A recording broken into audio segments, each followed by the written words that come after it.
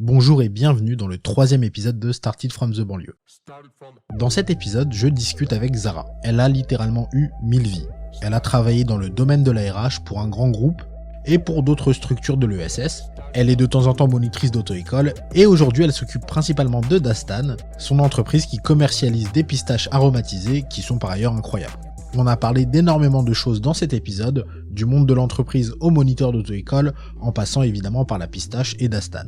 Je vous souhaite une bonne écoute, on se retrouve à la fin de l'épisode.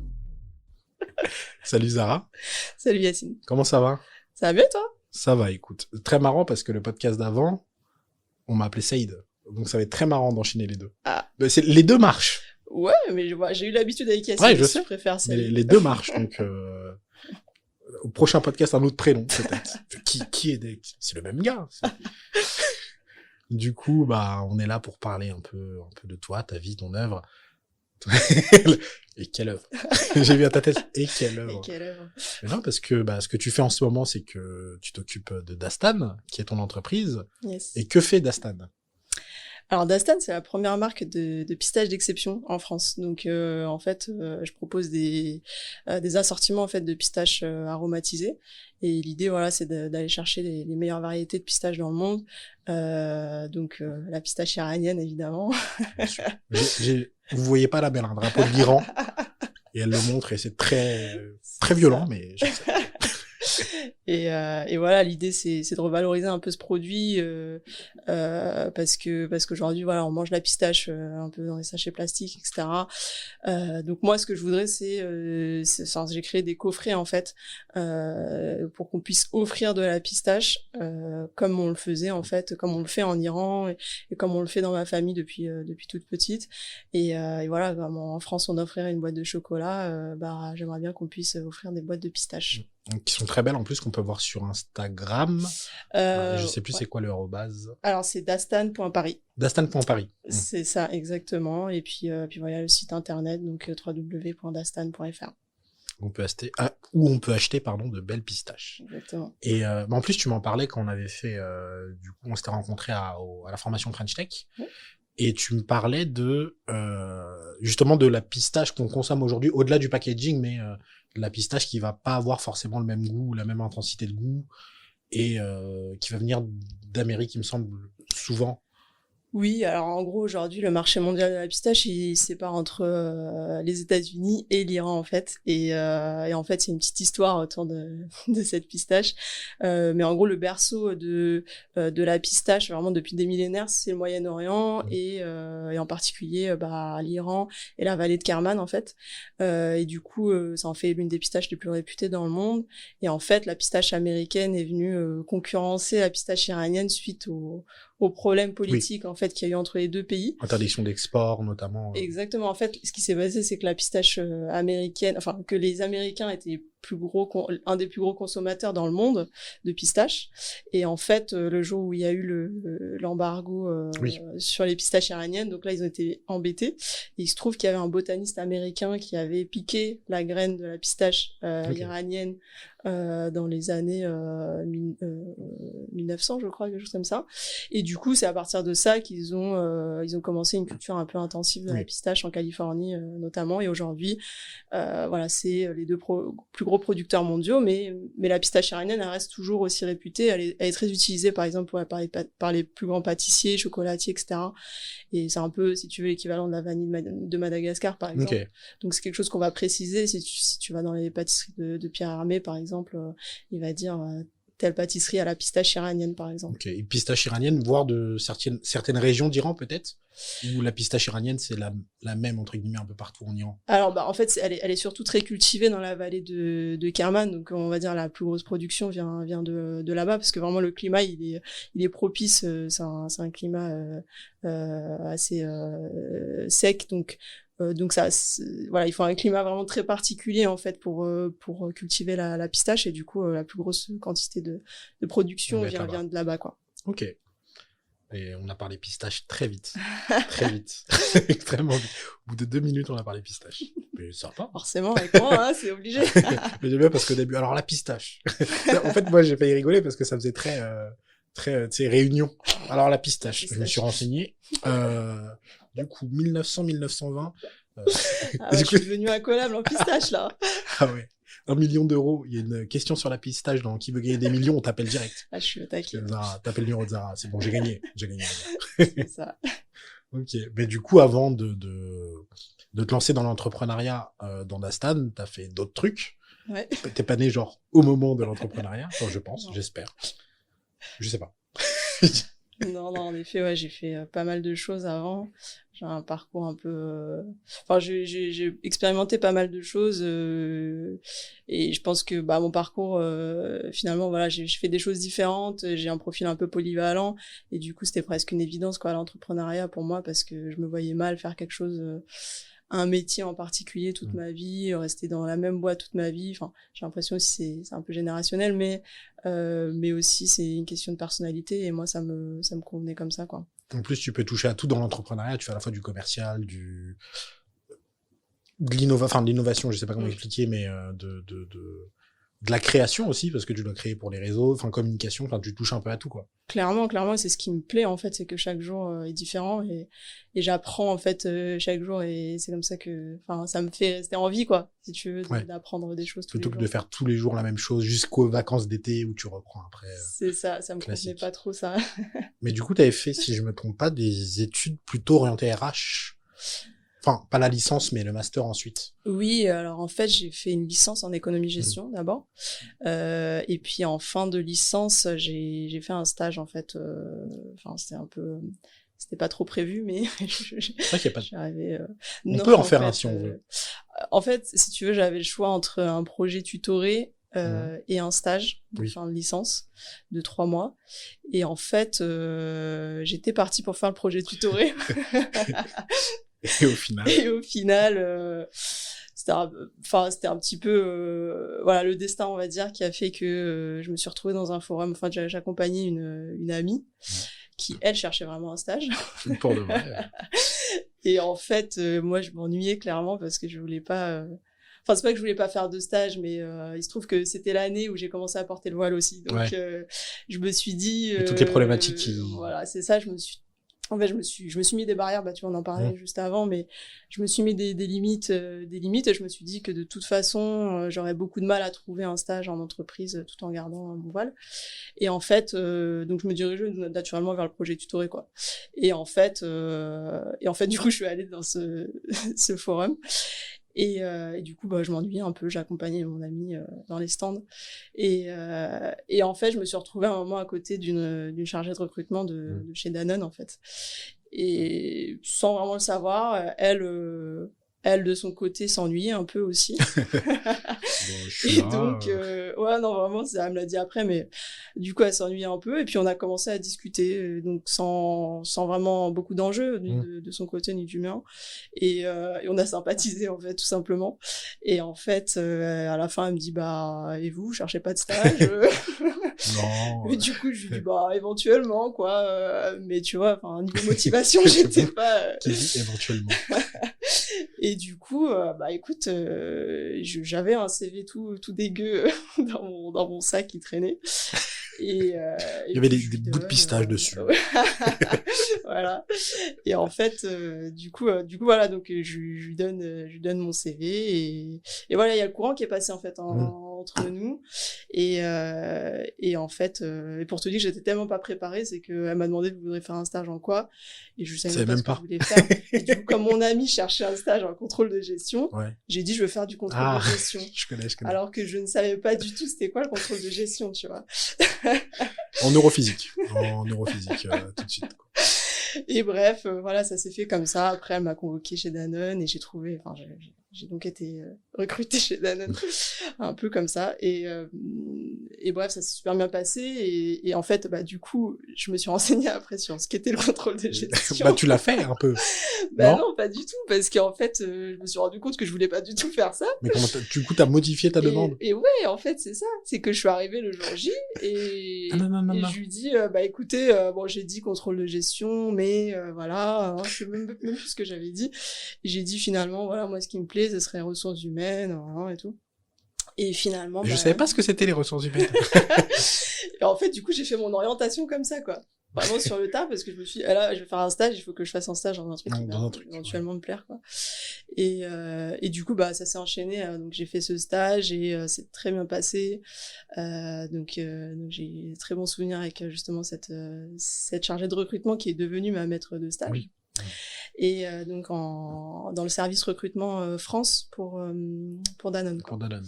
Voilà. Et ensuite, du coup, bah, j'ai enchaîné sur un master donc à l'Institut catholique de Paris. Ah ouais, attends. C'est intéressant. On est en volée? Ouais. Ah ouais. Bah, ça, c'est autre chose encore. J'ai déjà vu des grands écarts, mais là, c'est audacieux ce que t'as fait. C'était assez clair. Bah, en fait, pareil, hein, j'avais pas de master. Hein, je suis arrivée au mois de juillet, voilà, un peu à l'arrache. C'est un truc après. Coup, ouais, voilà, tu vois, j'étais un peu perdue. Et puis là, il y a une prof de la fac qui me dit qu'est-ce que vous comptez faire et tout. Je dis franchement, je sais pas. Je voulais faire RH, mais bon, tous les masters sont déjà fermés. Ouais. Voilà, je suis un peu en retard.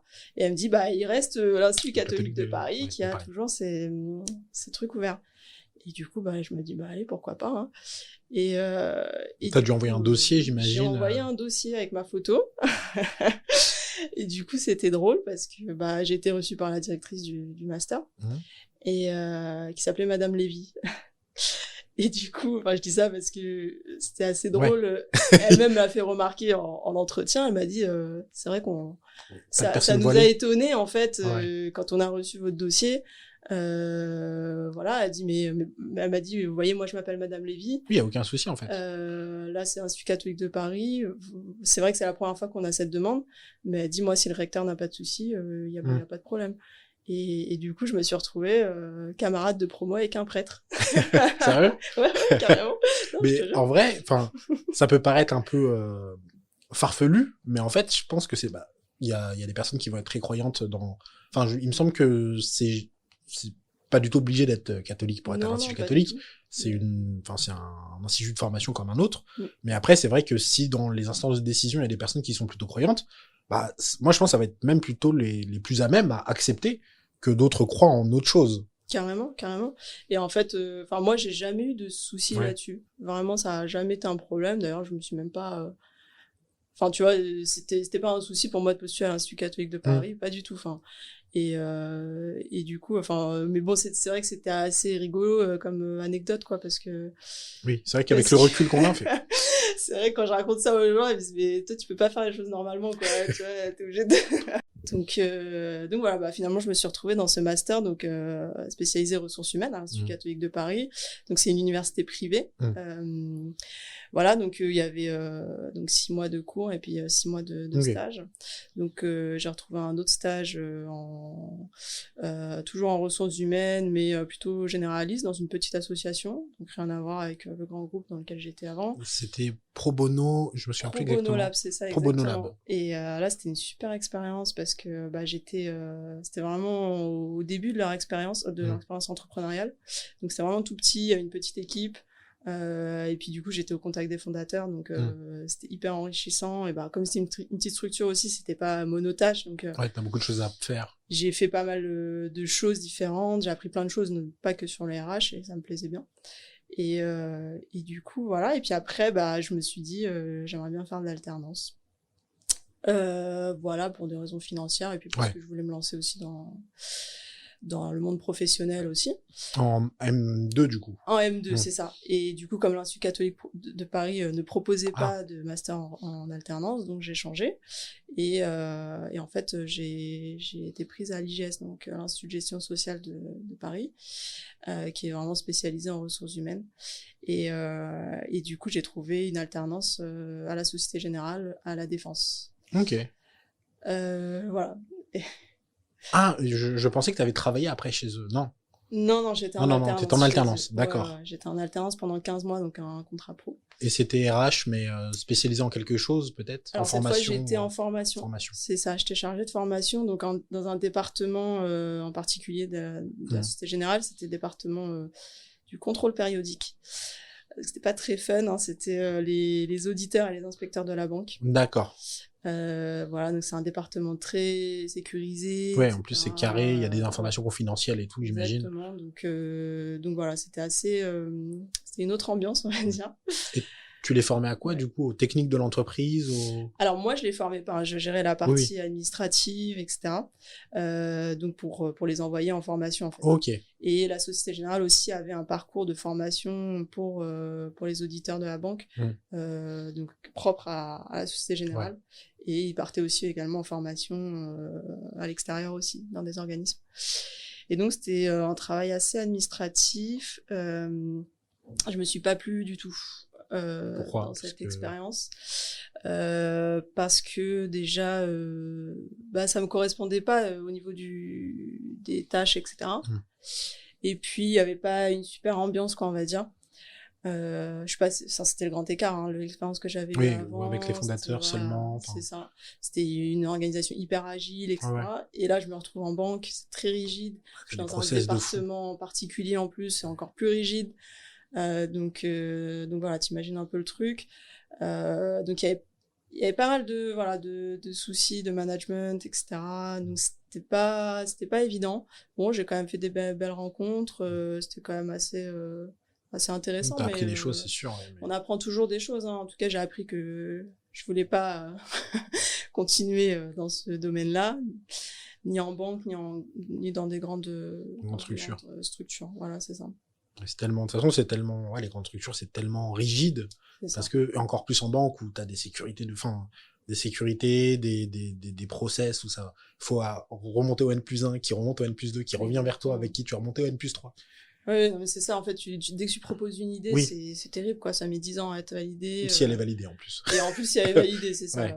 Enfin, ça me correspondait pas du tout, quoi. Vraiment. Ok. Et après, après la Société Générale? Bah écoute, cette expérience, ça a un peu rincé, hein. Franchement, je suis ressortie de là-bas.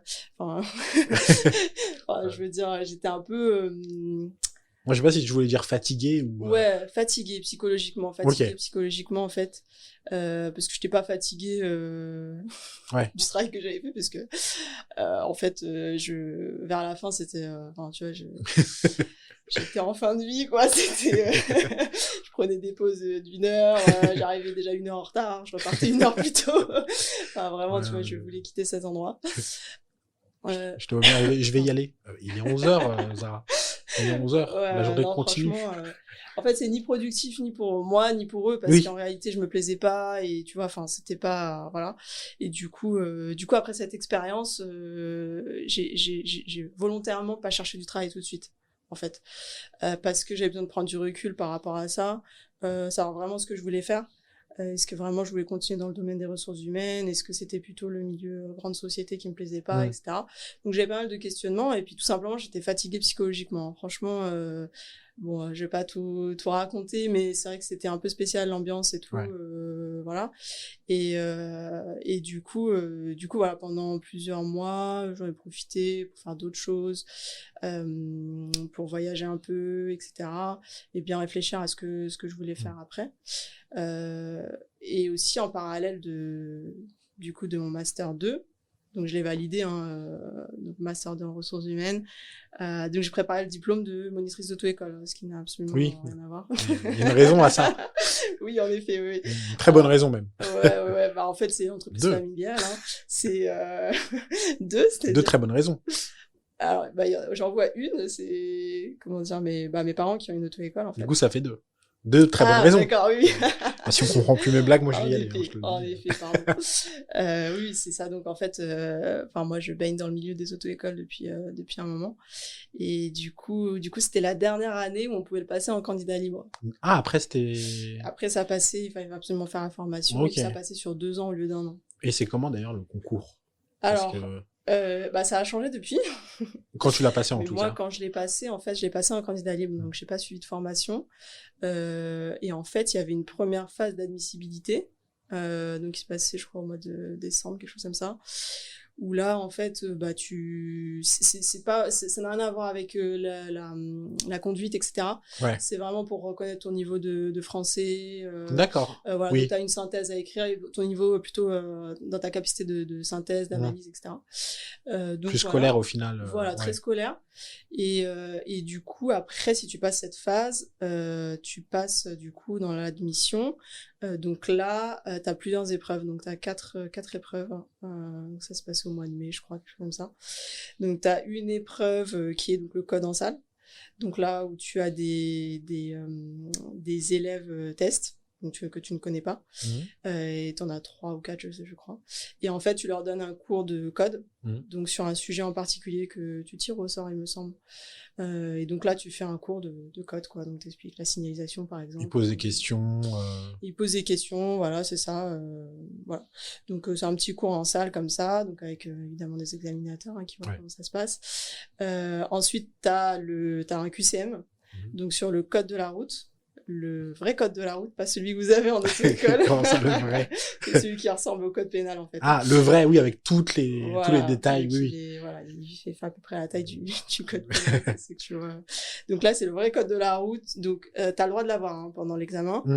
Mais voilà, c'est un test de rapidité. Oui, il faut voir, en plus, chercher les infos. Il faut chercher les infos, et puis du coup, c'est un QCM. Et du coup, après, t'as 2 autres épreuves. T'as l'épreuve, donc là, t'es en voiture. C'est les 2 autres épreuves. La première, c'est la conduite commentée. Donc, en fait, tu conduis et tu dois commenter tout ce qui se passe. Donc, voilà, il y a un piéton qui traverse, je vais donc ralentir, etc. Ouais, tu dois expliquer en plus. Tu expliques en fait ta conduite. Voilà, donc pareil, il y a des inspecteurs qui sont dans la voiture. Et 4e épreuve, la plus difficile, en tout cas pour moi. Je pensais que c'est la 3e, déjà, je t'ai pas eu en bas la 3e. Non, jusque-là, ça va.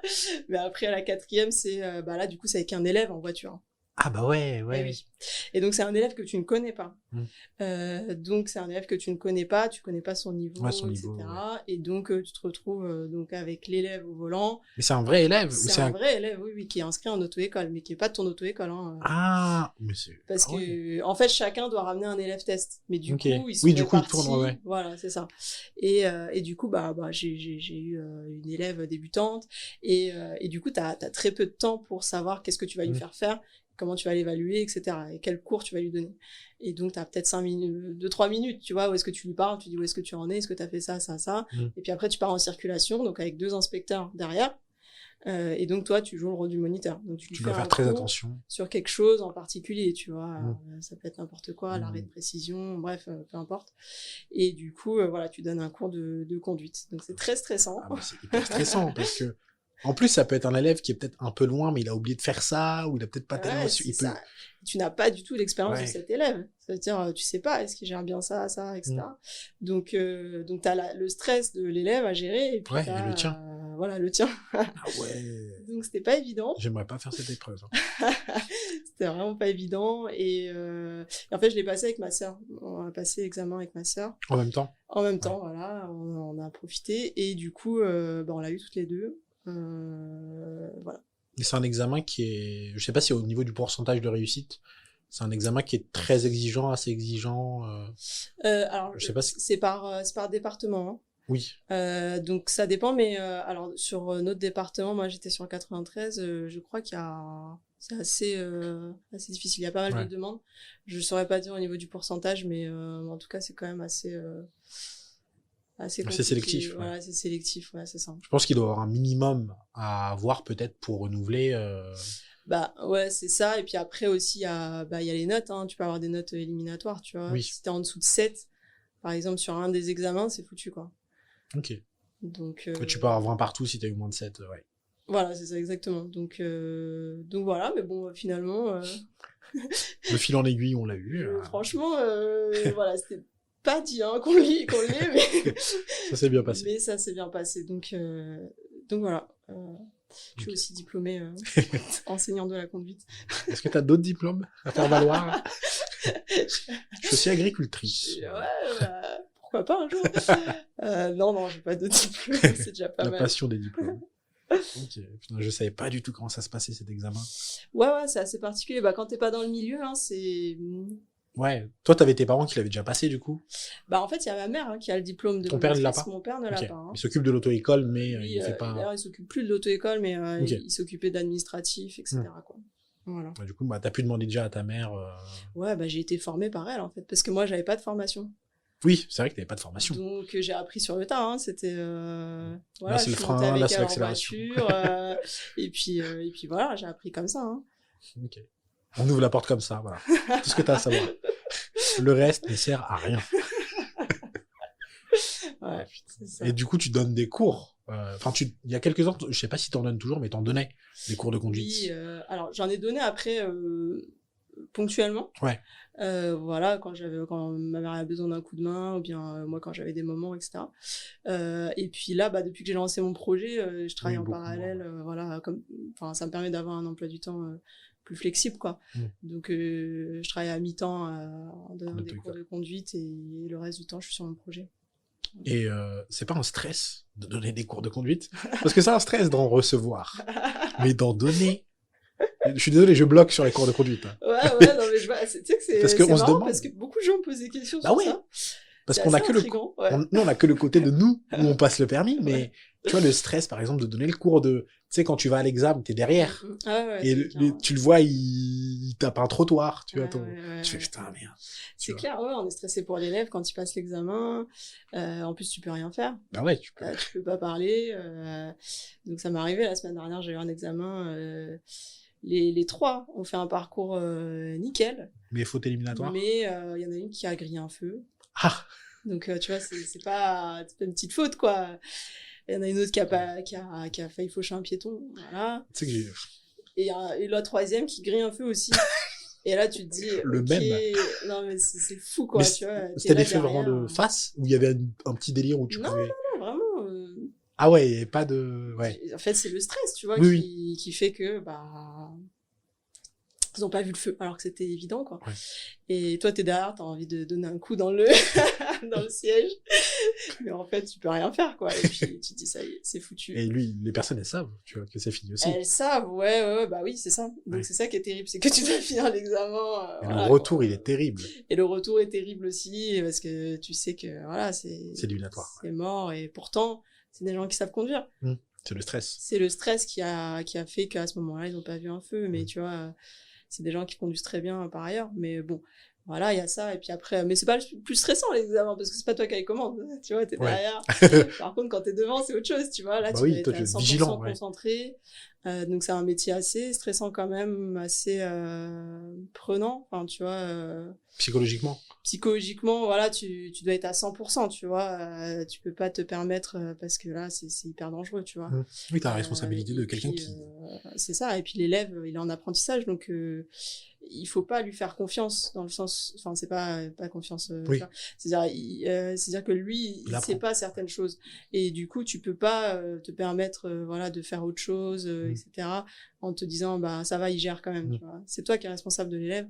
Donc tu dois tout le temps être vigilant, et du coup ça va, je gère bien pendant les heures de conduite, le stress, on va dire, mais des fois la nuit je fais des cauchemars.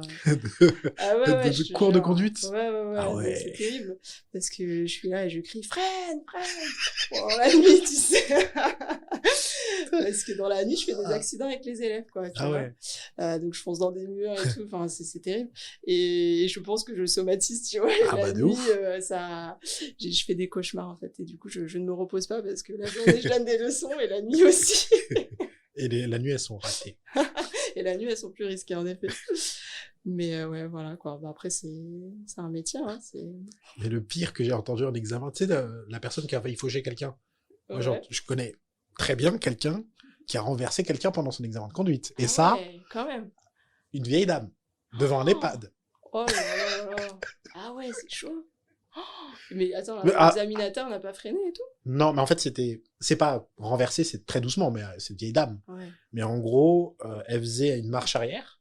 En fait, il y avait des pattes devant où elle sortait enfin. La dame était très contente, et elle était accompagnée de, je crois, sa fille, ou je sais plus très bien. Et en gros, la personne qui passait la conduite, on lui demandait de faire un créneau. Ouais. Sachant qu'elle a jamais fait de créneau. Ah oui, pendant les cours de conduite, il me semble qu'elle avait jamais fait de créneau. Et en plus, la vieille dame, tu sais, elle voulait absolument rentrer dans sa voiture, alors que elle était en train de faire un créneau. Du coup, elle se met entre la voiture qui fait le créneau et du coup, sa voiture qui était devant. Ouais. Je sais pas si tu vois, elle faisait le créneau derrière la voiture de la vieille dame. Ah, okay. Et du coup, la vieille dame se met entre les deux. Littéralement, ce qui est déjà ultra dangereux.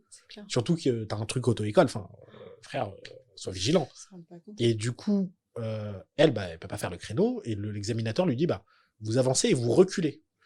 Du coup, elle avance, et elle recule, mais la dame était toujours là, en fait. Et elle s'est pris le rétro. Le rétro. Ah, et elle est tombée, mais tombée, quoi. Donc, t'imagines, examen de conduite. J'ai renversé une vieille dame. Ah, super. Belle ambiance. Là, tu sais que t'es éliminé. Hein. Ah bah là, oui, c'est sûr. Ce qui était marrant, c'était aussi que, après, du coup, elle a dû reprendre des cours à l'auto-école. Et tout le monde la connaissait. Ah, c'est toi qui as renversé, tu vois. Ça a fait sa renommée. Ah je crois que ça arrive très peu souvent. Ah ouais, surtout que t'as l'examinateur pour freiner, tu vois. Donc, c'est ça. En fait, c'est ça qui est fou, c'est que l'examinateur, il doit s'assurer de ça, tu vois, que c'est à lui de... C'est pareil, de la même manière que le moniteur est responsable, l'examinateur est responsable quand il est en leçon, en examen, quoi. Donc je suis assez étonnée, quoi. Moi, j'avais jamais entendu ça. C'est la plus grande dinguerie que j'ai entendue. Ouais, moi non plus, j'ai pas... Bon, pourtant, on en voit quand même des dingueries, mais là, non, c'est pas mal. C'est bon. Du coup, fin de la parenthèse auto-école, qui était une très belle parenthèse. En vrai, oui, je pense qu'on te pose plein de questions parce que les gens ne savent pas. Bah oui, c'est hyper intriguant. Les gens sont hyper intrigués par ce métier. Il y a beaucoup de gens qui passent le permis, mais... Ouais, mais tu sais, en fait, ils ont pas de comparaison, tu vois, parce qu'ils sont seuls avec le moniteur. Ouais. Et ils ont pas vu d'autres élèves conduire, par exemple, tu vois. Et alors que nous, on voit tous les jours des élèves, etc. Et du coup, ils ont tout le temps ce besoin aussi d'être assurés. Est-ce que ça va? Je suis pas trop mauvaise par rapport aux autres. Et du coup, je pense qu'il y a ce côté intriguant parce que ils sont les seuls on est seuls dans la voiture, tu vois. Donc il y a ça aussi, quoi. Oui, tu sais même pas, ça se trouve, t'es très bien, mais t'en sais rien, en fait. T'as pas de comparatif. Exactement. De toute façon, les premières heures, elles sont assez, en général, t'es pas yambe. T'es pas yambe, les premières heures. C'est quoi? Ça, c'est un embrayage, pourquoi? Au début, on comprend rien, c'est normal. Je capte rien. Mais du coup, ok. Du coup, examen, d'auto-école, réussi. Bravo. Félicitations. C'est ça. Et du coup, donc, je finis mon master. Fini Danone, c'était bien avant. Oui, bien avant. Société Générale. Pro Bono Lab et après Société Générale. Et du coup, je termine ce master, je fais une petite pause, de quelques mois. Et du coup, après, je commence à chercher du travail et je trouve du travail. Donc là, je cherche plutôt dans le monde de l'ESS, l'économie sociale et solidaire. Parce que en fait je suis intéressée par ce monde-là, parce que pour moi c'est un milieu qui réunit, si tu veux, l'aspect économique et l'aspect social, et j'ai toujours eu du mal à dissocier les deux, quoi, tu vois. Et en fait je trouve que les deux ne vont pas, enfin l'un ne va pas sans l'autre. Et en fait je trouvais enfin un milieu où ça pouvait matcher, quoi. Bon, après des expériences, etc., je pense que je pense pas que ça soit vraiment ça, tu vois. Donc l'un peut aller avec l'autre, mais en négatif aussi.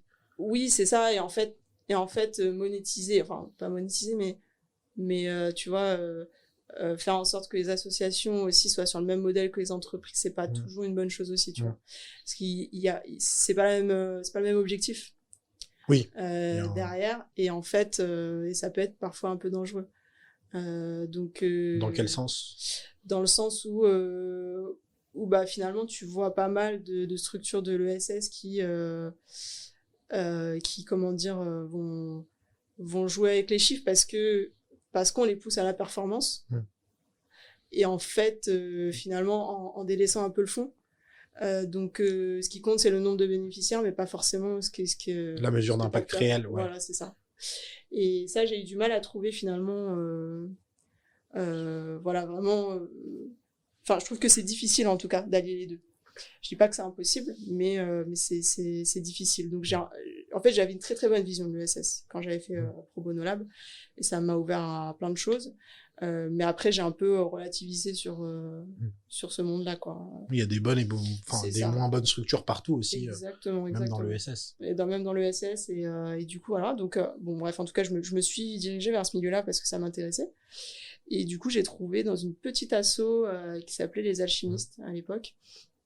et du coup qui proposait des ateliers et de la formation pour les entrepreneurs sociaux.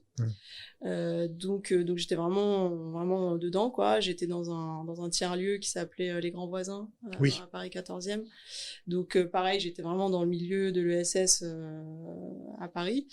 Donc ça s'est très bien passé. J'ai adoré cette période. C'était pendant plus d'un an. un an et quelques mois. Parce que pareil, c'était une petite équipe. On s'entendait tous très bien. On a fait plein de choses. Ce que je faisais, ça m'intéressait. Pareil, je touchais à plein de choses. On va dire, j'étais un peu coordinatrice des projets. En fait, on avait un gros projet, c'était le Fabulus, qui était un bus réaménagé, en fait, un vrai bus de la RATP, qui avait été réaménagé à l'intérieur pour devenir un espace de formation, en fait. D'accord. Et d'accueil pour les entrepreneurs surtout des quartiers. Ou des territoires enclavés. Donc enfin, c'était un super projet. On est parti dans plusieurs territoires, à Aulnay, Bondy, etc. Mais en fait, c'était un modèle économique qui était trop coûteux. Et on n'a pas réussi vraiment à trouver le modèle économique, en fait, de cette structure. Mais en tout cas, c'était hyper intéressant parce que du coup, j'étais un peu chargée de partenariat sur les territoires. J'accueillais aussi les entrepreneurs. Et puis ça m'a aussi ça m'a rapproché du monde de l'entrepreneuriat aussi, parce que j'ai rencontré plein d'entrepreneurs. J'ai rencontré plein de partenaires qui étaient dans le milieu de l'entrepreneuriat. Voilà, j'ai fait plein de choses différentes. Donc c'était hyper intéressant. J'ai beaucoup aimé mon équipe. Ça s'est franchement très bien passé. Et puis bah, comme je t'ai dit, le modèle économique était un peu bancal, et du coup il y a eu une liquidation judiciaire, en fait. Donc ça s'est terminé comme ça. Donc sinon je serais restée. Tu serais resté. Ouais, peut-être. Ouais. Bon, je sais pas combien de temps, mais en tout cas je m'y plaisais bien. Et du coup bref, ça s'est arrêté un peu brutalement avec la liquidation judiciaire. Mais pareil, la liquidation judiciaire, c'était quand même une expérience. Comment ça se passe, etc. Ouais, bah en fait, on apprend à tout le monde à ouvrir des entreprises, mais pas les fermer. Pas les fermer. C'est vrai. Donc là, c'est le système D. Hein. Franchement, tu te retrouves. Tout s'est passé en une semaine. Ah ouais. C'était la folie. On appelait des avocats dans tous les sens, etc. Enfin, en fait, comment ça se passe? Bah, en fait, tu te déclares en cessation de paiement. Parce que l'association n'a plus, au tribunal de commerce. D'accord. Tu déclares que tu es en cessation de paiement, donc tu n'arrives plus à payer tes fournisseurs, locaux, tes salariés, etc. Et du coup, après, tu dois monter un dossier. Donc, tu as le choix entre redressement judiciaire ou liquidation judiciaire. Si tu choisis de continuer, mais redressement judiciaire, il faut voilà, quelqu'un qui porte le projet, etc. Un nouveau repreneur. C'est ça. Et enfin, pas forcément un nouveau repreneur. Ça veut dire, ça aurait pu être l'un de nous. Mais un plan de reprise. Mais il faut qu'il y ait un plan derrière, etc. Et vu que notre modèle économique n'était pas bon de base, je pense, c'était compliqué, en fait, de faire ça. Et sinon, liquidation judiciaire. Donc là, le dossier est repris par le tribunal de commerce, et voilà, ça s'arrête du jour au lendemain, en fait. Et tu vends tout, entre guillemets, pour... Alors oui, alors en fait voilà, c'est ça, c'est-à-dire que il y a, je crois que c'est un huissier qui vient pour comment dire, pour estimer, en fait, tout ce qu'il y a comme matériel. Bon, nous ce qu'il y avait, c'était surtout le bus. Et du coup voilà, avec quoi ils pourront payer les dettes de l'association. Et puis vérifier les comptes. Il faut que les comptes soient propres, parce que sinon derrière, le président de l'association peut avoir une interdiction derrière de remonter une entreprise. Défaut de gestion. Voilà, c'est ça, défaut de gestion. Donc après, il y a beaucoup de paperasse, voilà, il faut tout ressortir, etc. Voilà, donc c'est difficile administrativement à gérer, c'est difficile émotionnellement. Ouais, mais parce que tout s'arrête. Comme ça, et puis même il y a des enjeux, parce qu'une association, la gouvernance est un peu particulière, donc il y avait une présidente qui n'était pas forcément très au courant des difficultés financières de l'asso. Oui, elle n'était pas directrice, elle était présidente. Elle était présidente. Oui. Mais du coup, ça a été un gros choc pour elle. Donc si tu veux, voilà, il a fallu gérer un peu tout ça. Bon, moi j'étais pas directrice de la structure, mais quand même t'es impliqué parce que quand t'es dans une petite structure comme ça, t'es impliqué. Donc voilà, je me retrouve au tribunal de commerce de Paris avec le dossier de liquidation judiciaire de l'asso, tu vois.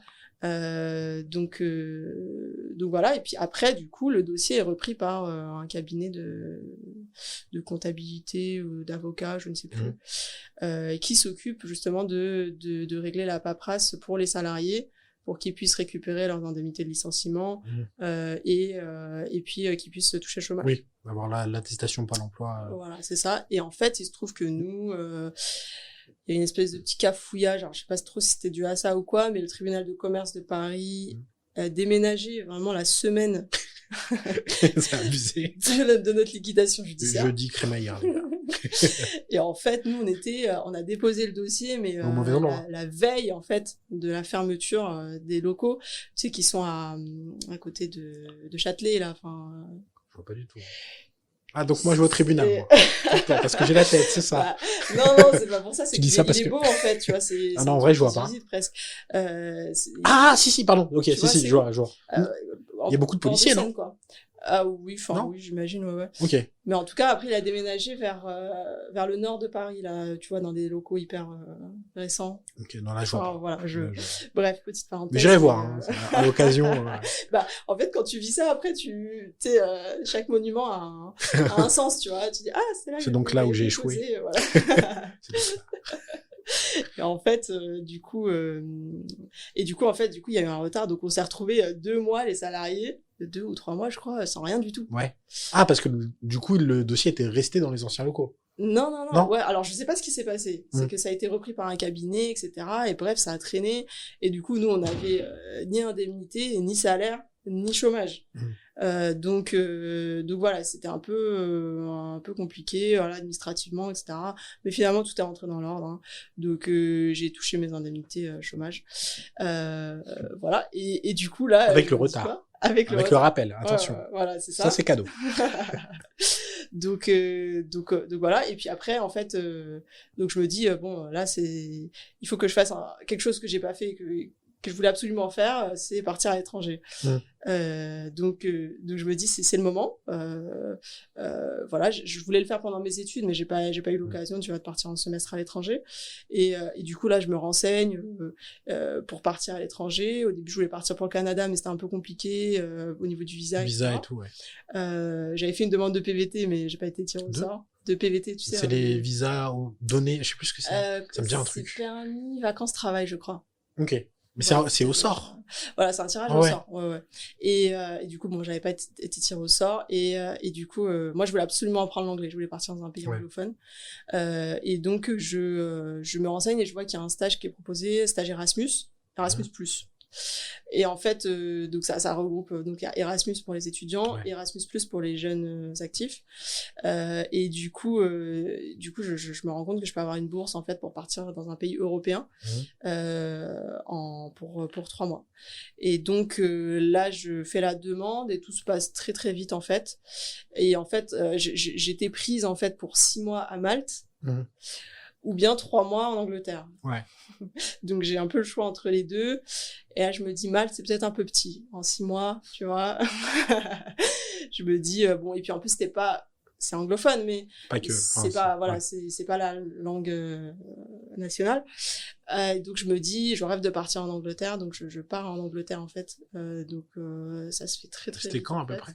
C'était en novembre 2018. En 2018, voilà, c'est ça. Novembre 2018, donc je pars un peu comme ça, sans beaucoup de plans en tête. Je pars à Manchester, en fait, dans le nord de l'Angleterre. Et là, c'était... je suis partie pendant 3 mois. J'ai eu pas mal d'aventures. C'était assez drôle, mais du coup, j'ai déménagé 4 fois en 3 mois. Je suis tombée un peu sur des dingos. Des dingos. Franchement. Pour être poli. On dit dingo et on est poli. Voilà, c'est ça. Et c'était drôle parce que j'avais une amie en fait qui partait en même temps en stage Erasmus+, mais à Londres. Donc on s'est retrouvés dans la même chambre à Manchester. Et puis après moi je suis partie à Londres. Enfin, il y a eu plein d'imprévus. Absolument rien ne s'est passé comme prévu, en fait. Mais ça a été une super expérience parce que moi, ça m'a vraiment libérée, ça m'a donné de la confiance en moi, en fait. Mais rien s'est passé comme prévu au niveau du travail, au niveau de tout? De tout. Ok. Absolument de tout. Parce que le stage, c'est pas du tout passé comme prévu. Normalement, j'étais en stage dans une petite asso, mais Société Générale. Pour moi. Enfin, tu vois, c'était vraiment, quand je suis arrivée, le mec était à l'étranger, tu vois, donc, il était lui en France. J'ai dit ok, c'est pas grave. Donc j'ai tout de suite compris qu'il fallait que je prévoie des plans B. Donc je me suis inscrite à des cours d'anglais déjà. Donc ce qui est bien, c'est que ça m'a laissé l'opportunité de faire d'autres choses, quoi. Je me suis inscrite à des cours d'anglais. J'ai pas mal voyagé en Angleterre. J'ai visité d'autres villes, etc. Donc j'ai fait un événement sur la santé, la technologie, enfin et l'innovation à Londres, du coup avec mon ami. Enfin j'ai fait pas mal de choses. J'ai fait d'autres. Mais t'as pas fait le stage au final? Non, pas vraiment. Non. J'étais un petit peu dans des petites assos comme ça, je donnais des coups de main à Oxfam, etc. Et du coup, bah, c'était une super expérience. Et puis j'avais un peu de temps pour moi, pour aller à des événements, pour rencontrer. En fait, moi, ce que je voulais, c'était rencontrer un maximum d'anglais et parler en anglais. Il fallait que je parle en anglais. Donc, j'allais dans tous les groupes de discussion, même si je comprenais rien au sujet, etc. Et du coup, je faisais plein de trucs. Et du coup, j'ai fait un petit voyage aussi en Irlande. Donc, c'était hyper, enfin, sur le coup, c'était hyper dur, hein. Pourquoi? Parce que en fait, c'est la première fois que je me suis retrouvée vraiment livrée à moi-même, dans un pays. En plus, à l'étranger, Voilà, à l'étranger, tu vois.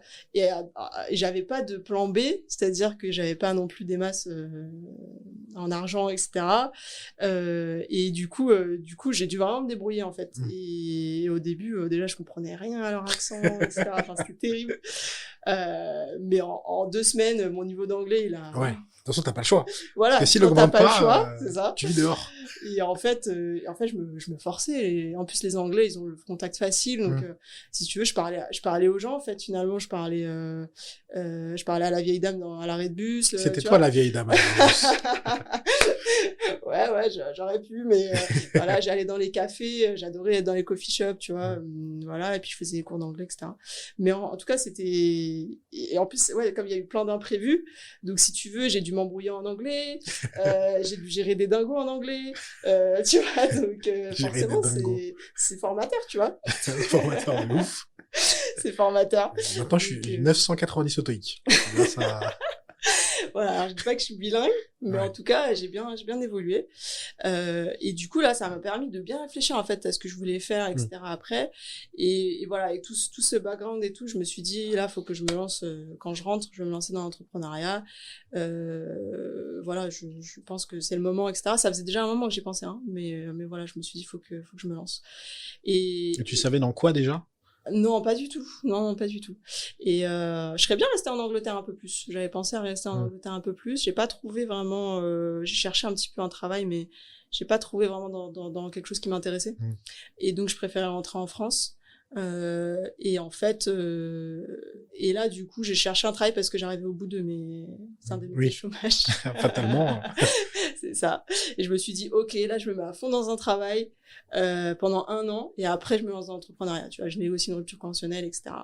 Et donc, je trouve un travail au bout de 1 mois. J'ai trouvé assez rapidement, je crois. Voilà. Donc, j'ai commencé, je suis rentrée au mois de mars, je crois. J'ai commencé au mois de mai, quelque chose comme ça. Donc, c'est pareil, c'est dans une structure qui accompagnait les entrepreneurs africains. Donc, on avait des partenariats avec des pays d'Afrique, dont le Cameroun, le Mali, Burkina Faso. Et en fait, on montait des programmes en partenariat avec ces pays pour les entrepreneurs africains. Donc j'étais toujours dans le monde de l'entrepreneuriat, j'ai rencontré pas mal d'entrepreneurs aussi, mais ça s'est pas très bien passé, cette expérience. Voilà, le courant n'est pas passé au directeur, on va dire. C'est la 12e fois que tu me dis ça, Zara. Est-ce que c'est pas toi? C'est pas moi le problème. Ouais. Moi, je pose les questions. Après, voilà. Ouais, je disais, ça s'est pas très bien passé. vraiment. Et en fait, j'ai comment dire, le poste n'était pas inintéressant en soi, hein, mais bon, c'était plus comment ça a été fait, etc. Voilà, ça m'a pas trop plu. Et du coup, ce qui s'est passé, c'est que au mois d'août, je découvre l'appel à candidature pour la French Tech, par hasard. Et du coup, par hasard non, vraiment par hasard, ouais. Franchement. Mais comment? Alors, je sais pas, parce que. Alors, peut-être que j'ai reçu une communication, puisque vu que j'étais dans le monde de l'entrepreneuriat, peut-être. Oui, pour les entrepreneurs. Ouais. Je ne me rappelle pas exactement comment ça s'est passé. Ou bien j'ai dû voir quelque chose sur Facebook, je sais plus du tout. Mais en tout cas, c'est pas moi qui ai cherché, si tu veux, parce que pour moi, je me suis dit, je vais rester, même si ça se passe pas très bien, etc. Et donc, en fait, je vois ça. Et là, j'ai le déclic, tu vois, je me dis, c'est pour moi. C'était vraiment en plus, c'était pour vraiment quand tu débutes et tout. C'était vraiment au stade de l'idée, c'était voilà, pour les gens qui étaient éloignés de l'entrepreneuriat, de une grosse subvention, etc. Subvention. Je me dis, là, faut que je fonce, tu vois. Mais j'ai rien du tout, hein, à l'époque, hein, j'ai vraiment pas de projet, etc. Donc. T'as fait la même que moi, t'as trouvé un projet, mais moi, pareil. Hein. Ouais, non, mais c'est ça. En fait, j'avais une idée, si tu veux. Voilà, j'avais une toute petite idée, j'en avais parlé à une amie. Juste avant, peut-être un mois avant. J'ai dit, ouais, voilà. Mais cette amie, je crois qu'elle a commencé à en avoir marre parce que je venais tous les 6 mois avec une nouvelle idée, si tu veux. Donc, je pense qu'elle s'est dit, cette fois, c'est la même chose. Des pantoufles iraniennes, qu'est-ce qu'elle va faire? Je crois qu'elle va pas le faire et tout, tu vois. Je pense qu'elle y croyait pas trop. Et à juste titre, hein, parce que les autres projets, les autres idées que j'avais lues, j'avais jamais franchi le cap. Franchement, je m'en rappelle même plus. Pour te dire à quel point je t'ai convaincu. Non, mais tu vois, je suis quelqu'un, voilà, j'ai de la créativité, c'est sûr, je vais trouver des idées. Ouais. Mais par contre, après, voilà, j'avais jamais franchi le cap, je manquais de confiance en moi, etc. Et l'expérience de l'Angleterre, etc., ça m'a donné, je pense, cette confiance que je pouvais faire des choses seule, quoi. Et du coup, j'ai postulé à la French Tech. Et il faut savoir que je venais de sortir de ma période d'essai, quoi. Attends. J'étais toujours en poste, hein, en CDI. Mais comment? Oui, du coup, tu pouvais difficilement quitter au final. Voilà, c'est ça. Ouais. Et moi, mon projet de base, c'était quand même de rester 1 an, négocier une rupture conventionnelle et partir, tu vois. Et du coup, je sors de ma période d'essai. Et là, je me dis, il faut que je lui dise que je m'en vais. Ouais, il va falloir qu'on en parle un peu. C'est ça. Et en fait, il se trouve que lui voulait partir aussi, le directeur. Ah. Donc, mais il était directeur de la structure, mais il était pas du tout le fondateur ou. Non. S'il part, enfin, il est remplacé par quelqu'un d'autre, c'est fini. Oui, plus ou moins, mais bon, c'était pas aussi simple que ça, parce qu'il y avait des difficultés dans la structure, etc. Ok. Donc voilà. Et du coup, eux comptaient beaucoup sur moi, si tu veux, parce que moi, j'étais un peu, on va dire, numéro 2 de la structure en responsabilité, et ils comptaient sur moi, tu vois, pour reprendre. Peut-être je sais pas. Oui. Mais en tout cas, non, pas pour reprendre, parce qu'il y avait déjà quelqu'un voilà, pour la direction, mais en tout cas, pour reprendre certaines tâches du directeur, quoi. Même assurer une continuité. Voilà, c'est ça, assurer la continuité. Et du coup, j'arrive avec tout ça, si tu veux, dans son bureau, en n'étant pas sûre d'être prise à la French Tech. Ouais, c'est vrai. Parce que j'avais juste postulé avec mon idée de pistache, quoi, tu vois, le truc, je sais, voilà. Et du coup, je lui dis, bah voilà, moi je veux partir et tout. Déjà qu'on n'était pas en très bon terme. Moi aussi. Lui aussi veut partir. Enfin, tu vois, le truc, et je viens de sortir de ma période d'essai, quoi. Ouais, j'avoue, ça c'est C'était chaud. Ouais, c'est chaud. Et c'était hyper chaud. Et du coup, je lui dis, écoute, moi, je veux une rupture conventionnelle. Tu vois, j'en ai déjà vu du culot. J'en ai déjà vu. Voilà, le culot jusqu'au bout, quoi. Et bref, c'est parti en négociation. Je rencontre le président de l'asso, enfin bref. Et j'obtiens ce que je veux. J'obtiens la rupture conventionnelle. Comment? Alors, est-ce que je rentre dans les détails de la négociation? Je ne sais pas. Bah écoute, en fait, comment dire, on va pas dire que j'ai fait du chantage. Même si ça ressemble beaucoup. Mais déjà, il y avait plein de choses qui n'allaient pas avant. Donc moi, je leur ai dit, voilà, il y a eu un peu de tromperie sur la marchandise. Sur le poste? Sur le poste. Ok. Voilà. Il y a plein de choses qu'on me met en responsabilité alors que je ne devrais pas. Voilà. Mais t'avais les compétences pour, ou c'est vraiment des choses qui avaient rien à voir avec ce que tu faisais ou... Alors j'aurais pu avoir les compétences pour, mais si tu veux, ça avait été fait. Enfin, tu vois, genre 1 mois après la prise de fonction, on me demande de faire une conférence sur la situation économique au Mali. Oui. tu vois. T'as fait une licence d'éco, mais c'est pas pour autant que voilà, c'est ça, t'es tu vois, faut pas experte. déconner, quoi, Ouais, tu ouais. vois. Je viens d'arriver dans le poste, je suis pas une experte de l'économie sujet, en ouais. Afrique, enfin, tu vois. Et du coup, et puis limite, on me reproche de pas faire ça, tu vois. Je dis non, mais voilà, il y a un moment. Donc, si tu veux, c'était pas. Il y avait plein de choses qui étaient faites comme ça, voilà, ça me plaisait pas trop. Et du coup, il y avait ça. Donc, le président était au courant quand même de ça. Et du coup, comment j'ai négocié? Parce que je savais, c'est un peu, ça se fait pas trop, mais je savais que si je partais du jour au lendemain, ça allait leur poser beaucoup de soucis. Ouais. Tu vois, parce qu'il y avait beaucoup de responsabilités qu'ils m'avaient données. Et du coup, je leur ai dit, écoutez, moi, je veux bien rester encore 2-3 mois, mais... De toute façon, tu pouvais avec la French Tech. Oui, bien sûr. Moi, je savais ce que je veux, tu vois. Mais voilà, dans ce cas, je forme quelqu'un d'autre, on pense à... Voilà. Et on part en bon terme. Moi, là, je laisse pas tout du jour au lendemain. Je dis, mais si vous... Dans ce cas, vous m'acceptez ma rupture conventionnelle, mais... Ah oui. En gros, c'est pas du chantage, c'est un échange de bons procédés. Voilà, c'est ça. C'est pas du tout du chantage. C'est pas du chantage, mais en gros, je leur laissais pas trop le choix, parce que de toute façon, il y avait personne d'autre dans la structure qui pouvait prendre ce que je faisais, tu vois. Enfin, à l'état actuel. Et très malin ce que t'as fait. Et en fait, voilà, j'ai dit, sinon, je vais pas rester. Je dis, moi, ça me sert à rien de rester 2-3 mois si je vais démissionner à la fin, que je touche pas à mes allocs, tu vois. Et du coup, vous me voyez pas dans 48 heures, quoi. Et du coup, bah, voilà, le choix était vite fait, et donc ça s'est passé comme ça. Donc j'ai bossé pendant 2-3 mois, j'ai recruté ma successeuse et voilà, et j'ai eu ma rupture conventionnelle, donc j'ai travaillé 6 mois en fait pour eux, et du coup bah, j'ai appris en fait après avoir quitté mon poste que j'étais prise à la French Tech. Ouais, parce qu'on l'apprend en fin novembre. C'était c'était je sais pas, en novembre. Ouais, c'était fin novembre, ouais, hein. C'était mi-fin novembre. Ouais. Et attends, du coup la rupture tu la demandes quand? La en rupture, septembre. Je la demande début septembre, ouais, même. Ah oui, 2 mois en fait. Non, voilà. 3 mois pour les cadres, je sais plus. 2 ou 3 mois, je sais plus, ouais, Parce que tu rentres en mai. Ouais, c'était 4 mois. J'avais des congés aussi, donc je sais plus exactement à quel moment j'ai quitté, mais en tout cas. Okay. Non, je pensais que quand tu demandais ta rupture, c'était plus en novembre. Non, c'était en septembre. Non, ok.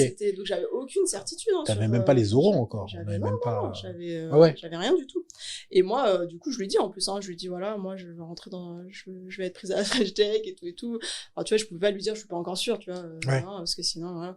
Donc voilà, c'est fait comme ça. Et puis finalement, c'est bien enchaîné parce que j'ai été prise à la French Tech et du coup, j'ai commencé le programme en fin janvier, je crois. C'était fin janvier, je sais plus exactement quand. Voilà, et puis bah là, je me suis lancée à fond dans mon projet. Donc les premiers mois, j'étais full sur mon projet du coup parce que j'avais mon chômage, quoi. Et puis après, j'ai repris le travail à mi-temps, donc à l'auto-école, en continuant à bosser sur mon projet. Donc ça a fait 1 an à peu près, j'ai créé la société. Et puis j'ai vraiment commencé à commercialiser au mois de novembre dernier. À travers le site, notamment. Voilà, essentiellement par le site e-commerce et occasionnellement en direct, quoi. Ok.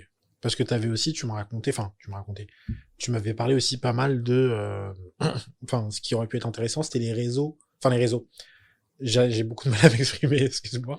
Mais les distributeurs, exactement. Ouais, carrément. En fait, c'est intéressant, mais après, il y en a peu dans l'épicerie fine ou de luxe, tu vois. Il y en a quand même de plus en plus, c'est un marché qui est en croissance, l'épicerie fine, donc il y en a pas mal. Mais ils sont pas durs d'accès justement aussi? Alors oui et non. Alors il y en a, en fait, moi ceux avec qui je collabore actuellement, c'est des gens qui sont venus à moi. D'accord. Parce qu'à la base, j'avais pas privilégié ce canal, tu vois. Okay. Et en fait, c'était des clients en particulier, par exemple, qui avaient une épicerie, etc. Et qui en fait, ça s'est fait comme ça. Et en fait, du coup, là, je commence à les prospecter, si tu veux, pour avoir différents canaux. Parce que c'est intéressant comme canal, justement. Ah oui, complètement. Après, c'est moins intéressant en termes de marge. Mais après, en quantité et puis en logistique, c'est beaucoup plus simple aussi à gérer, quoi. Pourquoi? Parce que du coup, ils vont prendre tant de commandes par semaine. Voilà, après, tu vois, quand ça devient plus régulier, c'est plus simple à gérer. Et puis t'as une grosse commande, donc tu la prépares. Alors que chez les particuliers en e-commerce, c'est très aléatoire. T'as des jours, t'as 10 commandes, t'as des jours, t'as 0, tu vois, c'est très, très aléatoire. Donc, et puis ça dépend des périodes, c'est très imprévisible si tu veux les particuliers. Ouais. C'est quand ils ont envie, en fait. Oui, c'est ça. Et puis, il faut tout le temps aller les chercher sur Internet. Donc, par la com, donc voilà. Mais l'idée, c'est vraiment de diversifier, si tu veux, les canaux, quoi. Oui, parce que s'il y en a un qui se pète la gueule, entre guillemets, comme ça arrive avec le Covid, peut-être avec les épiceries fines. C'est ça. En physique, ouais. Exactement, tu limites le risque, quoi, si t'es un peu partout. Donc voilà, ça commence petit à petit. Il y a un gros traiteur là qui est dans le sud de la France, par exemple, qui m'en a commandé, etc. Donc petit à petit, et le Saint Graal, ce serait la grande épicerie de Paris. Espérons.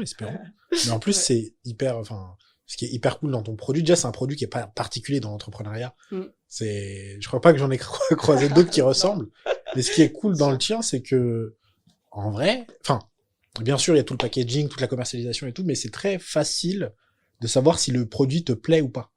T'as le goûter. Vraiment, en quelques secondes, dizaines de secondes, tu sais si le produit te plaît ou pas. Tu le goûtes. C'est sûr. Et ouais, en fait, c'est ce qui marche bien dans la food, c'est que voilà, il faut que ça soit bon. Ça, c'est la première condition.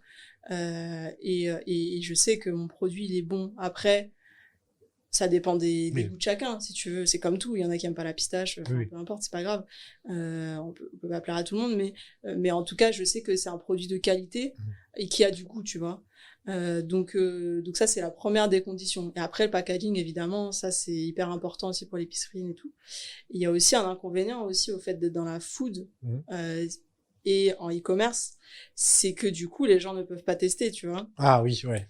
Donc c'est un peu risqué, si tu veux, de prendre un produit alimentaire, sauf si c'est des choses dont tu as l'habitude, tu vois, que tu vas faire tes courses sur Carrefour en ligne. Mais sur des produits innovants comme ça, tu as aussi le risque des gens qui sont frileux, du coup. Qui sont frileux d'acheter quelque chose qu'ils n'ont jamais goûté. Du coup, c'est plus du bouche à oreille de quelqu'un qui a déjà goûté, peut-être qui va recommander. Pas forcément. Il y a quand même beaucoup de curieux. Parce que comme c'est un produit aussi nouveau, ouais. Donc les gens, et puis il y a une promesse derrière, c'est-à-dire que moi j'ai un message très clair sur mes publicités, etc. Je dis que c'est la meilleure pistache du monde. Alors, c'est très clivant. Mais c'est ce qui est recherché, c'est l'effet recherché aussi, tu vois. Parce que... je suis pas d'accord, je vais goûter. Voilà, c'est ça, tu vois, ça crée quelque chose. C'est comme le couscous. Donc, voilà, tu vois, c'est drôle parce que quand je mets ça, alors il y a les Grecs qui viennent et qui disent non, la meilleure pistache du monde, c'est la pistache grecque. Et puis les Turcs qui viennent dire pareil, hein, enfin, tu vois. Et c'est drôle, tu vois. Et en fait, on peut pas dire quelle est la meilleure pistache du monde, si tu veux. Ça va dépendre de la personne. Mais en tout cas, c'est la pistache la plus réputée. Elle a des qualités indéniables et c'est quand même par rapport à d'autres productions comme la production grecque ou turque, c'est une grosse production mondiale, tu vois, si tu veux, donc c'est pas très comparable, mais et puis il y a aussi une histoire derrière. C'est une pistache avec une histoire, donc il y a une histoire, il y a l'histoire d'une culture, d'un pays, d'une région du monde. Il y a une histoire personnelle aussi, tu vois, je porte cette histoire en tant que fondatrice et tout ça, je pense que ça compte aussi, tu vois, pour les consommateurs aujourd'hui. Déjà, dans une entreprise, le storytelling de l'entreprise, du produit aussi, ça compte. Mais toi, du coup, tu as déjà une histoire à véhiculer de cette pistache, ton histoire que tu as racontée au début, justement. Tu peux la véhiculer pour mettre en valeur le produit et dire que il y a une qualité de fabrication et tout.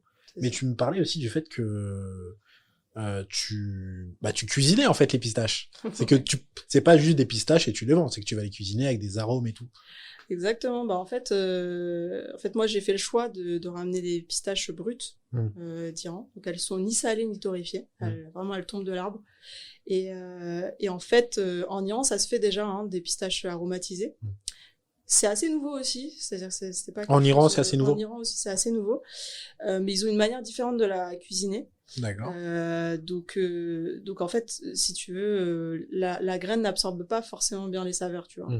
Et ça, je l'avais remarqué. Et en fait, quand tu dis la graine, c'est qui va être dans la coque. Ouais, qui est dans la coque, c'est ça. Parce que souvent les gens me demandent mais comment tu fais pour que les saveurs imprègnent la graine puisqu'il y a la coquille. Donc tu vois, ils disent il y a une arnaque et tout. En fait, c'est juste sur la coquille, tu vois, qu'il y a la saveur et tout, mais en fait à l'intérieur il y a rien. Et en fait non, les gens sont assez surpris parce qu'à l'intérieur ça a absorbé les saveurs, quoi. Donc, je ne révélerai pas mes les secrets de fabrication. Mais oui, mais du coup, ils sont cuisinés. Mais en tout cas, c'est pour ça que j'ai fait le choix de les ramener ici. Et je sais qu'il y a un savoir-faire extraordinaire en France, un savoir-faire gastronomique. Et c'est pour ça que je me suis associée, enfin, pas associée, mais je travaille avec un chef cuisinier qui a été formé dans des très, très belles maisons françaises, comme Potel et Chabot, Dalloyau, etc. Et on a ce savoir-faire en France, si tu veux, de savoir cuisiner des produits d'exception et de les sublimer, quoi. Et je savais que avec lui, on pourrait faire des choses extraordinaires. Et donc, on a trouvé des procédés culinaires, etc. C'était pas facile. On a fait plein de tests pour trouver la bonne formule.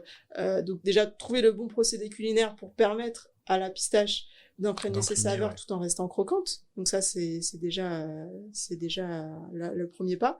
Et puis ensuite, aussi de travailler les grammages, les goûts.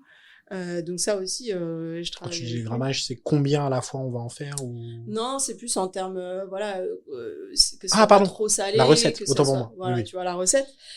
Donc tout ça, c'est millimétré. Ouais. Et du coup, ça pareil, on a un panel, si tu veux, de dégusteurs. Je décide pas toute seule. Bien sûr, à la fin, c'est moi qui décide. Hein. C'est moi. Déconner. Vous avez pas vu sa tête là? Les gars, c'est moi qui décide. Mais en tout cas, je prends les avis de plein de gens, tu vois. Et puis, je prends plein d'idées, si tu veux. Enfin, il y a des millions de choses, en fait, à faire autour de la pistache. Et c'est hyper intéressant. C'est un produit hyper intéressant. Donc voilà comment ça se passe. En gros, je les ramène, je les transforme ici avec l'aide de mon cuisinier. J'ai mon petit labo culinaire aussi. Et puis voilà, j'espère développer de plus en plus de saveurs. Je pensais pas que t'allais finir la phrase. Je pensais pas qu'elle était... C'est pour ça que j'ai regardé. Frère. Parce que moi, j'ai une question en plus après. Mais moi, je pensais que t'avais pas fini, je te jure. C'est tout pour moi, pour le moment. Au ton de la phrase, je me suis dit, il y a un truc après. C'est vrai que j'aurais pu déjà finir un peu plus en descente. Ouais, non, mais ouais. T'as arrêté. Pardon. Non, mais du coup, t'as aussi, enfin, t'as déjà le côté pistache d'exception, mais t'as aussi le côté qui est hyper cool et qui est pas trop, comment dire, qu'on voit pas trop que ce soit pistache ou arachide en général, c'est le côté fait maison. Enfin, t'as pas fait la pistache toi-même, mais toute la cuisine derrière, enfin, c'est vraiment littéralement du fait maison. Ah ouais, clairement. Moi, j'ai voulu garder pour le moment l'aspect artisanal de la chose, parce que je pense qu'il y a un vrai savoir-faire, en fait, derrière, aussi bien de la culture de la pistache en Iran que de la gastronomie, du savoir-faire gastronomique en France. Et si tu veux, pour moi, ça n'allait pas avec le fait d'industrialiser la chose pour le moment. Après, on verra l'évolution. Mais je trouve ça important de garder cette part artisanale. Et je voulais dire quelque chose et j'ai oublié. Mais tu as le droit d'oublier. Et je te pardonne. C'est gentil. J'ai côté fait maison, ça peut t'aider. Ouais, non, je sais plus ce que je voulais dire, mais en tout cas, voilà, c'est important pour moi, quoi, de garder ça, quoi, pour le moment. Surtout que c'est un produit que tu t'es approprié, qui vient d'Iran, du coup, de là où... Oui, c'est ça que je voulais dire, c'est que moi, je voulais pas sous-traiter complètement cette partie dès le début. Je la travaille, tu vois, cette pistache. Je la connais sur le bout des doigts, je sais à quel moment elle est torréfiée, si tu veux. Et en fait, tout ça, c'est un art, on se rend pas compte, tu vois. Et en fait, ce qu'on trouve aujourd'hui dans le commerce, malheureusement, c'est souvent des pistaches qui sont cuisinées en gros, qui ont des provenances un peu louches, et en fait, qui sont mis dans des sachets sous vide. Ouais. Et comme on sait la durée de vie de la pistache qui est quasi infinie, hein, et en fait, si tu veux, les pistaches qui sont proposées dans le commerce, il y en a qui datent il y a très longtemps. Mathusalem, quoi. Donc ça se remarque au niveau du goût. Je pense qu'il y a une petite fraîcheur qui manque. Oui, voilà, il y a la fraîcheur, il y a plein de choses, et parce que c'est industriel, si tu veux. Et en fait, les gens se rendent pas bien compte parce que il n'y a que ça, en fait, dans le commerce. C'est exactement ce que je voulais dire, c'est que et s'il y a que ça. Moi, j'ai beaucoup de retours clients qui me disent ouais, c'est super votre produit, mais du coup, on n'arrive plus à manger celle du commerce classique, quoi. Parce que c'est vrai, ça n'a pas le même goût. Mais après toute une question de choix, même moi, dans ma vie au quotidien, certes, je vais acheter certains produits de type industriel par facilité ou quoi que ce soit, comme les légumes, par exemple. Ouais. Mais quand mon grand-père, par exemple, a un potager en province, quand on va récupérer les légumes chez lui, ça n'a pas du tout le même goût. Mais voilà, pour la facilité du quotidien, etc. Même le prix aussi. Et le prix, mais tout ça, ça a un coût, en fait. Et du coup, voilà, je pense que tout ça, c'est important. C'est une question de choix du consommateur. Et c'est vrai qu'on voit quand même la différence entre un truc fait maison et voilà, plutôt frais en plus. Ouais, après, enfin, moi, tu vois, par exemple, les pistaches que je cuisine aujourd'hui, c'est la récolte de cette année, la récolte de septembre-octobre dernier, quoi. C'était intéressant ce que tu disais sur le fait qu'en fait, on a toujours goûté les mêmes pistaches, donc on se rend pas compte si c'est frais ou pas, ou si... C'est ça. Tu te rends tellement pas compte, tu te dis, oh, ouais, cette pistache, elle est censée être fraîche, tu la manges, t'es plutôt content. Quand tu goûtes la tienne, tu te rends compte que c'est totalement différent. Ok. Je voulais parler un peu entrepreneuriat, et je voulais savoir comment ça se passe pour toi. Enfin, comment ça s'est passé en gros, comment tu as vécu ce début, surtout qu'il y a eu le Covid rapidement. Ouais. Enfin, c'était un peu compliqué, mais comment tu l'as vécu en gros le début Écoute, moi j'avais très peur de me lancer. Comme je te disais, j'avais beaucoup de croyances en fait avant de me lancer. Pour moi, j'avais l'image de l'entrepreneur successful, tu vois, genre Elon Musk et tout, enfin bref. Et en fait, et du coup, en fait, quand je me suis lancée, j'ai un peu dédramatisé tout ça, tu vois. Et en fait, à chaque fois que tu avances dans l'entrepreneuriat, enfin chaque pas que tu fais, tu dédramatises. Tu vois, la première fois que j'ai posté sur Instagram, tu vois, j'avais peur de poster comme si le monde entier allait voir mon post, tu vois. Ah, oui. Tu parles de Dastan, le premier post. Oui, voilà, tu vois. Et en fait, il y avait 12 personnes, mon gars. Ouais, tu vois, et en fait, tout le monde s'en fout, quoi, tu vois. Et c'est pas grave, en fait. Enfin, tu vois, je veux dire, personne n'a commencé avec 10 000 likes sur son premier post, quoi, tu vois. Et donc, une fois que tu le fais, tu te dis, ouais, ok, ça y est, tu vois, c'est bon. Et en fait, tu postes et tu t'en fous, en fait, parce que déjà, voilà, ça n'a aucun sens. Tu vois, souvent, tu prends des métriques qui sont pas la réalité, parce que toi, ce que tu cherches, c'est de l'acquisition client. Et, donc, c'est pas tant le nombre de likes. C'est ça, et en fait, tu peux avoir 500 personnes, mais qui sont hyper qualifiées, et vivre de ton activité, et en revanche, avoir des milliers de followers sur ton compte et ne pas avoir de clients. Bon, c'est juste pour l'exemple d'Instagram, mais en tout cas, pour plein de choses, en fait, pareil pour la négociation avec des partenaires. Ça c'est complètement nouveau pour moi, et je redoutais beaucoup. Je me disais, mais jamais je vais parler à la grande épicerie de Paris, tu vois, c'est trop, quoi. Et maintenant, je me sens plus capable de le faire, parce que je l'ai fait une fois avec un petit client, donc je sais ce qu'ils vont me demander, tu vois, je sais comment ça se passe, etc. Donc j'appréhende un peu moins, mais c'est vrai qu'en fait tout fait peur, parce que tout est nouveau, et il y a rien qui prépare à l'entrepreneuriat. Mais en plus que tu vois, tu parlais de la négociation, c'était marrant parce que, enfin, on oublie aussi souvent que avant de vendre, il faut qu'on apprenne à faire un peu. Enfin, quand tu fais l'entrepreneuriat, tu dois apprendre ou réapprendre à tout faire. Et on n'a pas forcément cette impression-là, mais c'est bête pour les podcasts, c'est dû apprendre à en faire.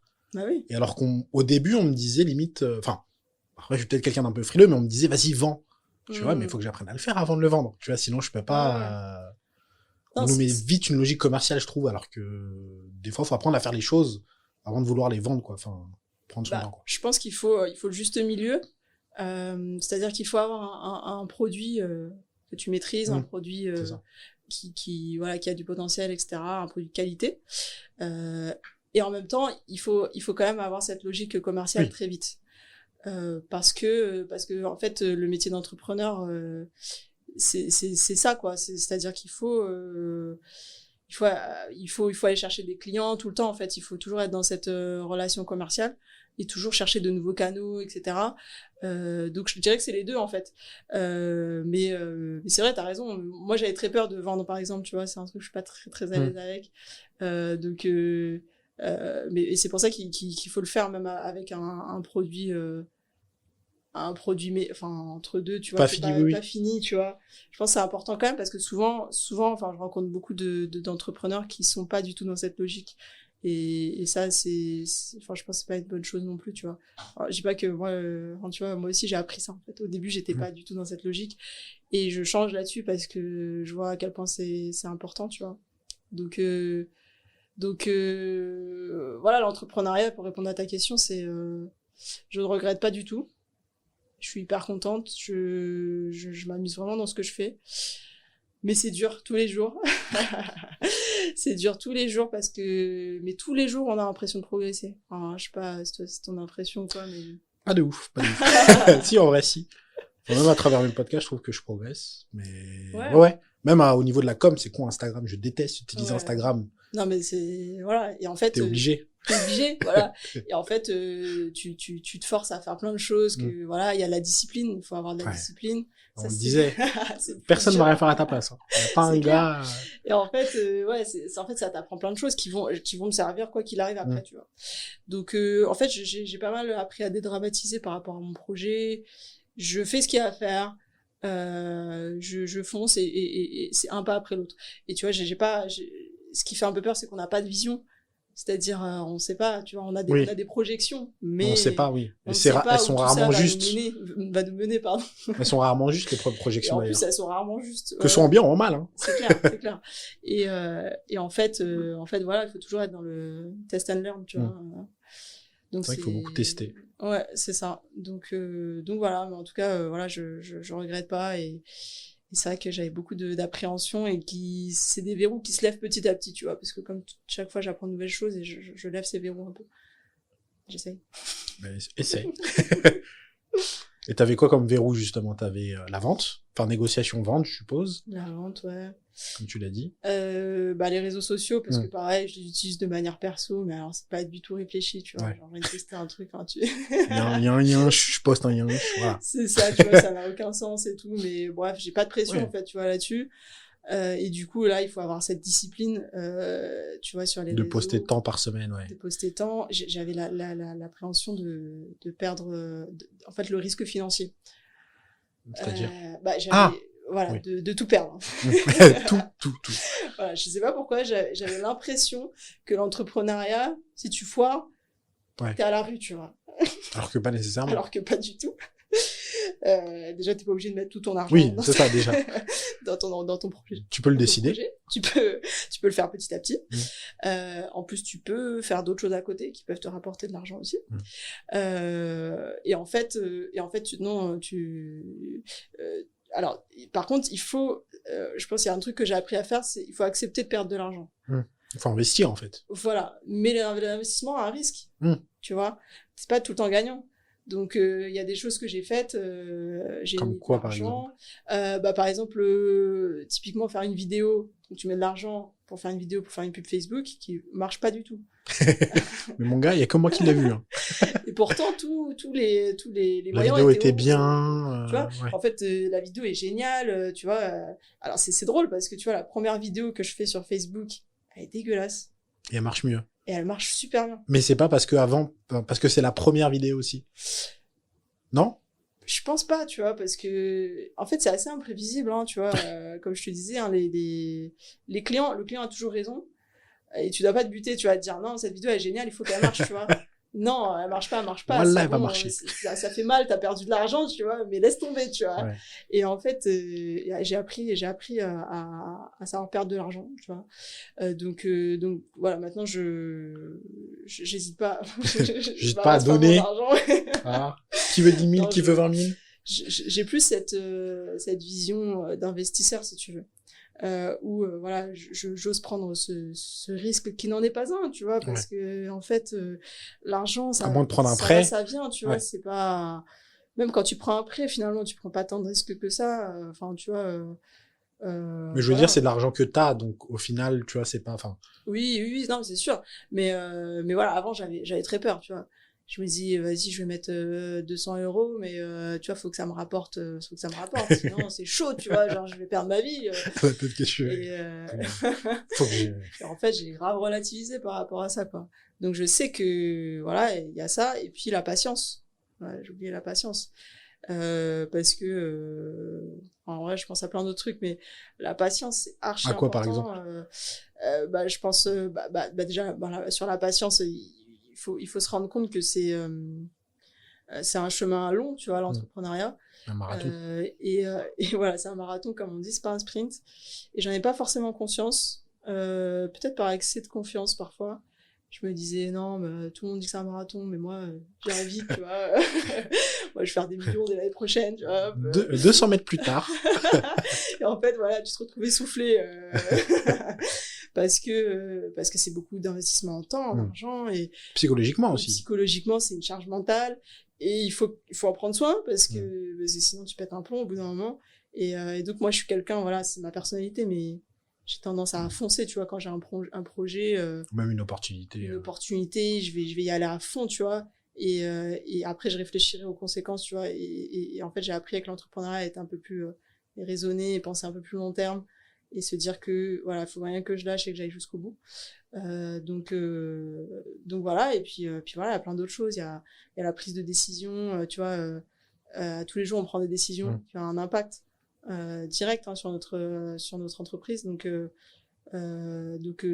ça compte, tu vois. Et il faut avoir le sang-froid, si tu veux, de faire les bons choix. Et parfois t'as 10 millions de voix autour de toi, mais c'est seul toi qui décide, tu vois. C'est seul toi qui a les cartes en main, tu vois. Donc en fait ça c'est difficile à trouver le juste milieu, à écouter les autres, mais en même tes temps... clients, les gens qui t'entourent, et en même temps rester focus sur ton projet. Et ça c'est dur parce que t'as l'impression d'être tout le temps en équilibre, tu vois. Et moi j'ai tout le temps, tous les jours, des gens qui me disent mais j'adorerais que tu fasses de la pistache à la harissa, de la pistache à ouais. tu vois. Et j'avais pensé à la harissa moi aussi. Ouais, justement je fais des tests là actuellement. Je te jure, j'avais pensé à la harissa. mais en tout cas voilà, il y a plein de choses, pas que sur les saveurs, mais sur d'autres choses. Et tu vois, les gens ils sont de bonne volonté, et je les garde en tête, hein, ce qu'ils disent. Mais ça veut pas dire que tu dois le faire maintenant, parce que peut-être, certes, il y a une opportunité de fou, tu vois, tu vas décoller sur la clientèle tunisienne, par exemple. Là c'est sûr. Là c'est sûr. Et mais en même temps, il faut que tu assures déjà les saveurs que tu as, tu vois. Et surtout, ça prend du temps de mettre en place une nouvelle saveur, il faut de la communication. C'est ça, tu vois. Et du coup, tu priorises, tu te dis, est-ce que c'est le bon moment, est-ce que c'est pas le bon moment.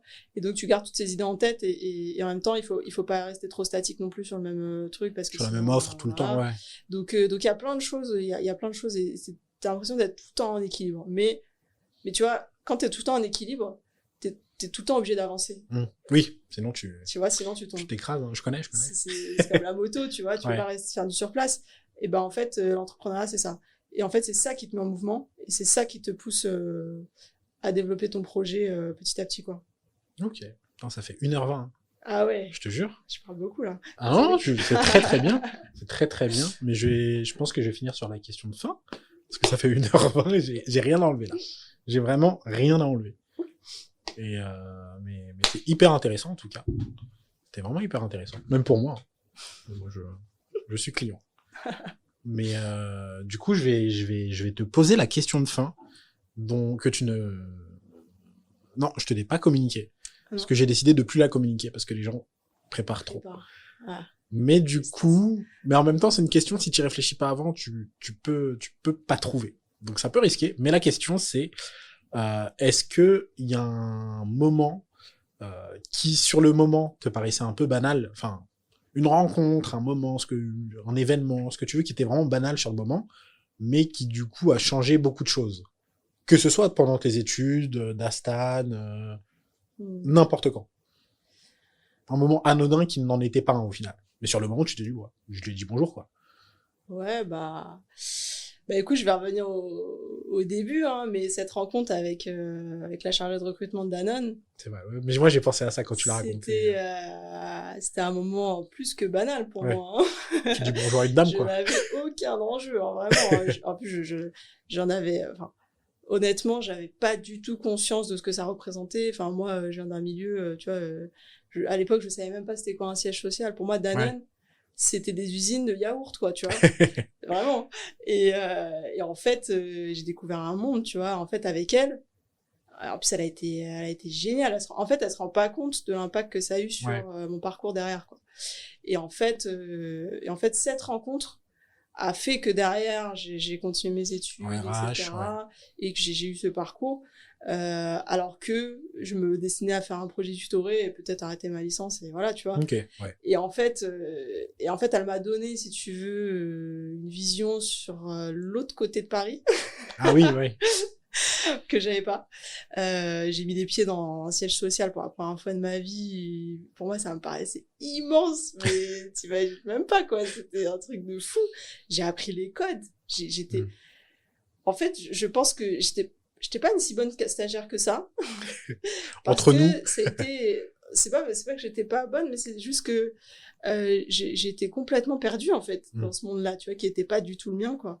Et en fait, cette chargée de recrutement, elle a été, elle m'a pris par la main, si tu veux. Elle a tout fait pour que tout se passe bien pendant mon stage.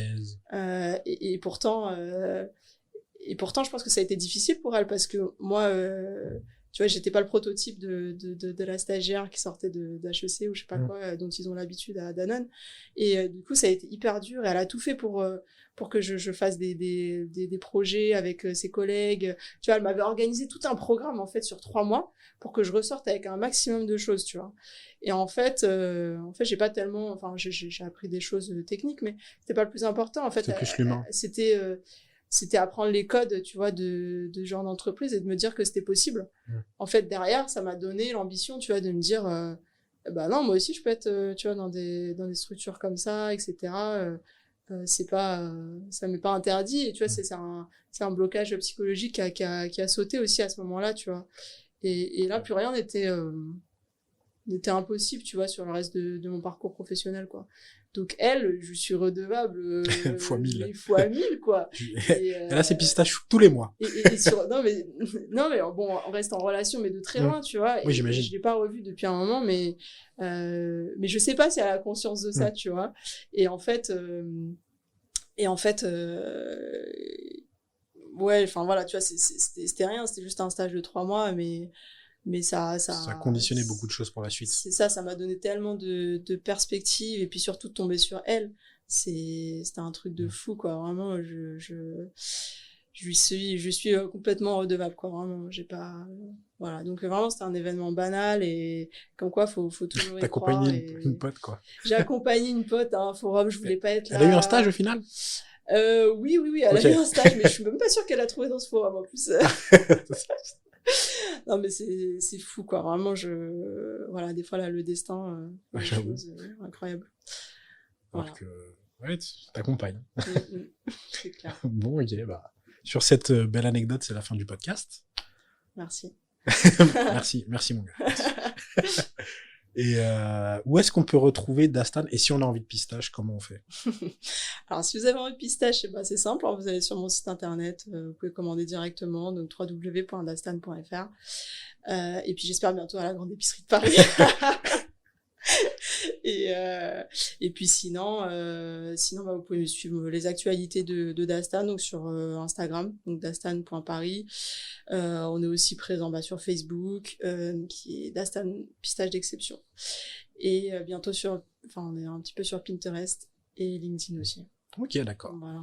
En tout cas, merci Zara pour cet épisode de podcast. C'était très cool. Et à très vite. À bientôt. Merci à bientôt. Salut. Ciao. Après les appels, ciao. Salut. Ok, on s'appelle. Merci d'avoir écouté cet épisode jusqu'au bout. J'espère qu'il vous a plu. Si cet épisode vous a donné envie de pistache, vous pouvez retrouver évidemment Dastan via le site web dastan.fr ou encore sur Instagram, c'est dastan.paris. Quant à nous, vous pouvez nous retrouver sur Instagram, Beauparleur tout attaché et au pluriel. On se dit à dans 2 semaines pour un nouvel épisode. À très vite.